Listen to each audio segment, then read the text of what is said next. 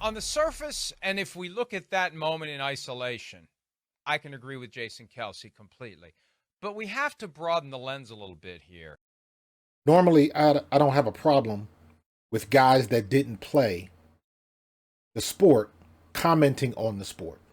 However, when you get guys commenting on plays that actually happen on the field, where, in my opinion, the only way you can give a valid opinion on that is if you've been in the trenches and you've been in that situation.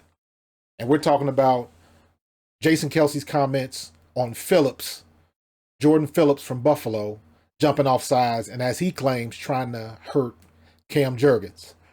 And then I jump on and I see Mike Florio and Chris Sims debating about it. And Florio goes on this rant. You got to match violence with violence, I believe is what he said. The only way you're going to meet that brute force violence that the Eagles inflict on the defense when they shove the pile forward is with brute force violence. You see players jumping off sides and stopping all the time. His claim was that when you're somebody that big and you go, there's no way you can stop it. There's no way you can just flick a switch and turn it off. I can't read Jordan Phillips' mind in that moment and discern whether he's thinking this is a free shot to put this guy on his ass and maybe injure him. Well, let me stop right there, because I remember watching the game, and at that play, immediately, I said that he did that on purpose. He was trying to go at Cam Jurgens.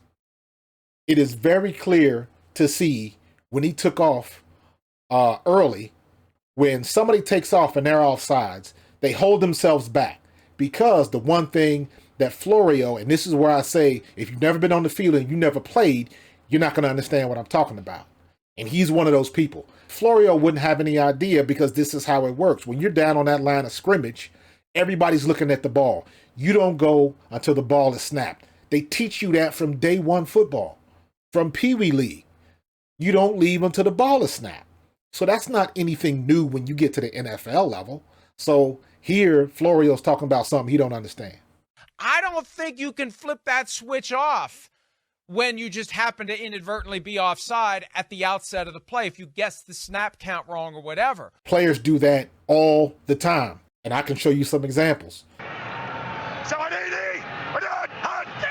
And mind you, all of these guys that are doing that are defensive linemen, defensive ends, 6'4", 6'5", 250, 260, 270. They all do the same thing.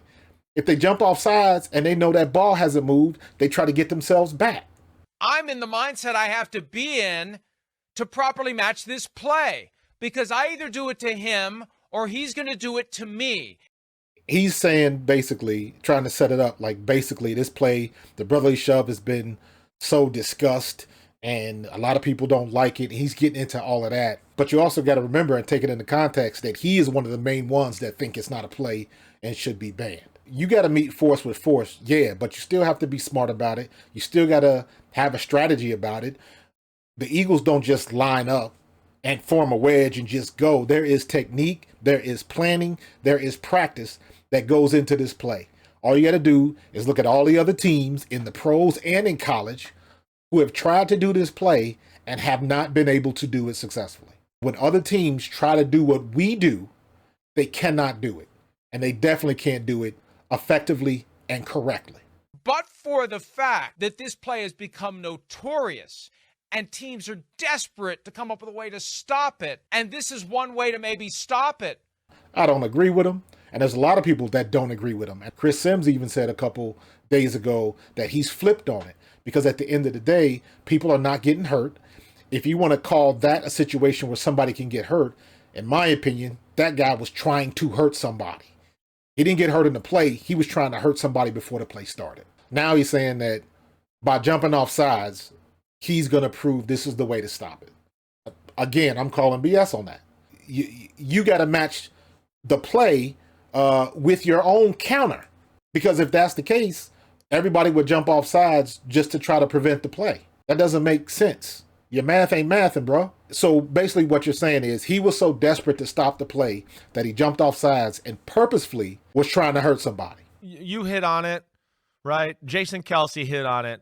one, it's become a point of machoism with the Eagles, and then yes, of course, with defenses. Machoism. So you got a play that nobody can stop, and it's machoism.